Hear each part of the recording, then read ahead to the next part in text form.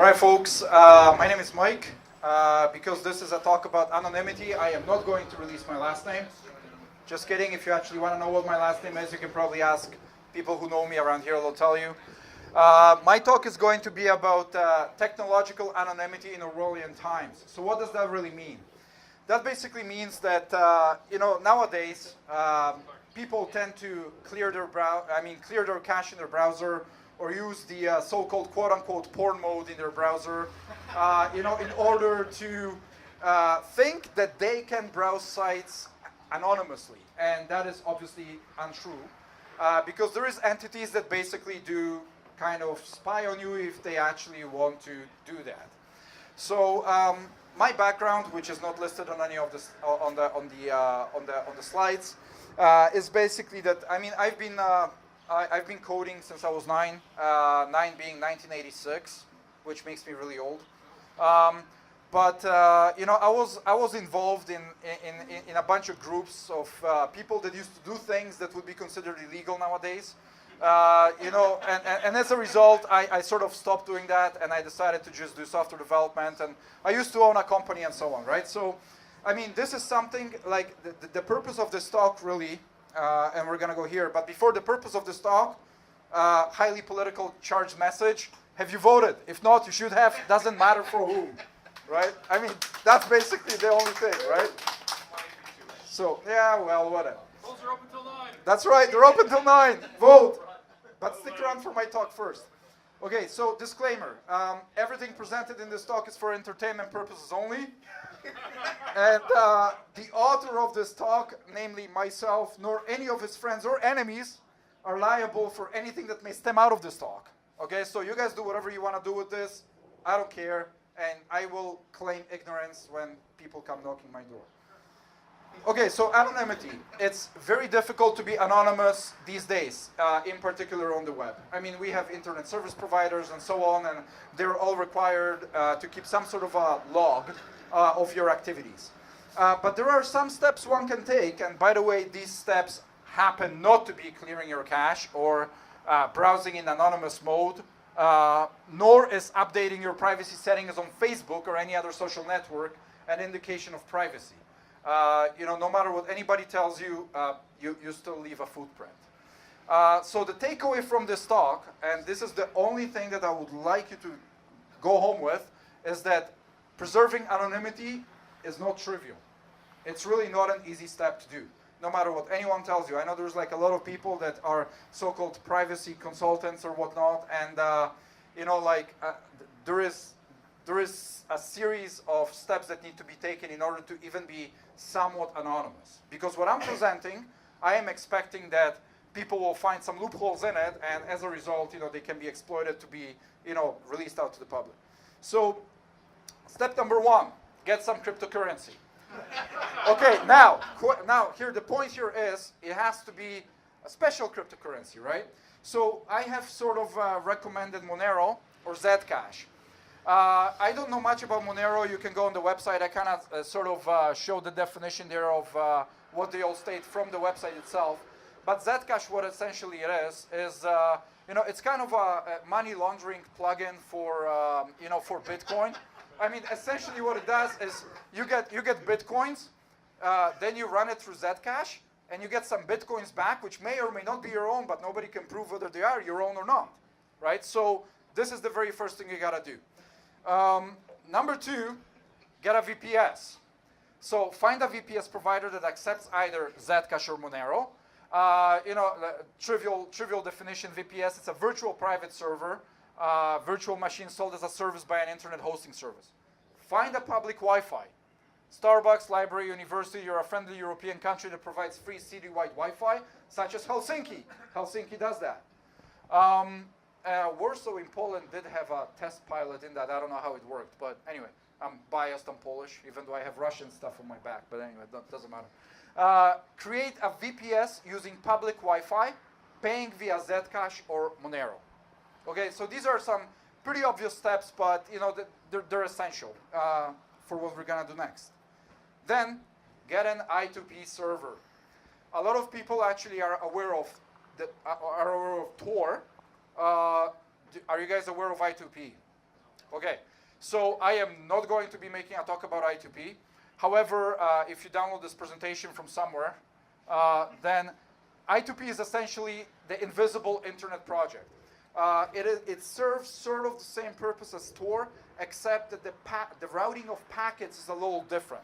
In I2P, it's the packet itself has the knowledge of the destination where it goes, while in Tor, they're actually using a protocol which was developed at the time that telephones was developed, so they literally need to know the destination by definition, right?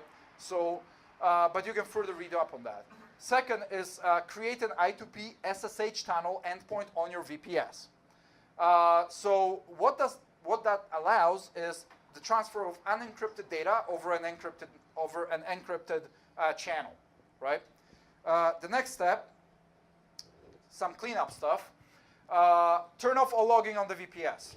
Clearly, you don't want to have any logging on any part of any place that you're ever touching. Then enable SE Linux. That's a security enhanced Linux mode, which does come with certain Linux distributions. You guys can find out whatever Linux distributions actually do come up with that mode. Now, this mode is actually used by the US military for its privacy purposes, right? So essentially, in a one sentence, it is very strict in what kind of processes can access what kind of parts of the kernel, and it controls them very strictly, right? Then you want to disable root access to the VPS, therefore locking yourself out. So you can claim ignorance if somebody actually asks you things.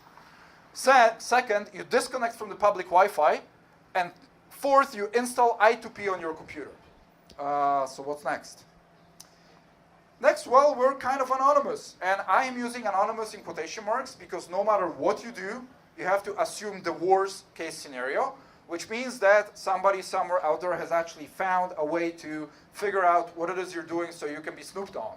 However, assuming we're quote-unquote anonymous, you can connect to the SSH tunnel you have created in your prior step, then route all your traffic through this tunnel, and create new accounts with fake names for Facebook and other social media networks you wish to use.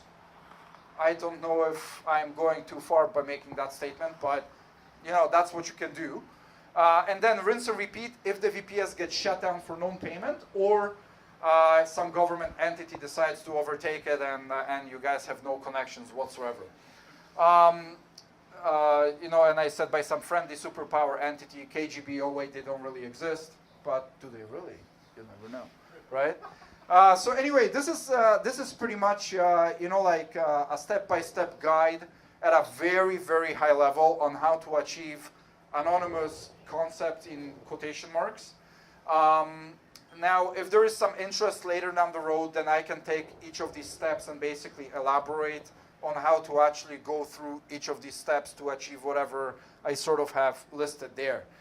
Credits, Mike's friend, who is nameless, locationless, etc., but not imaginary, or is he? I will never answer that question. And then it's me, Mike, at the bottom. So that's pretty much it. If you guys have any questions, I know it's a general thing, but but feel free to ask. Go ahead, Adam. Based on the fact that you're talking about setting up social networks at the end, this is more of a way to prevent people from intercepting your traffic rather than being anonymous. Is that fair to say? Well, so if you want to, I understand your question. Now, for the answer, it depends what you use your social network for. If, for example, you want to use your social network in a way that you don't want to have people know who is behind the actual group or Facebook group or Facebook persona that you're actually creating. Let's say you want to be a part of the anonymous network, right?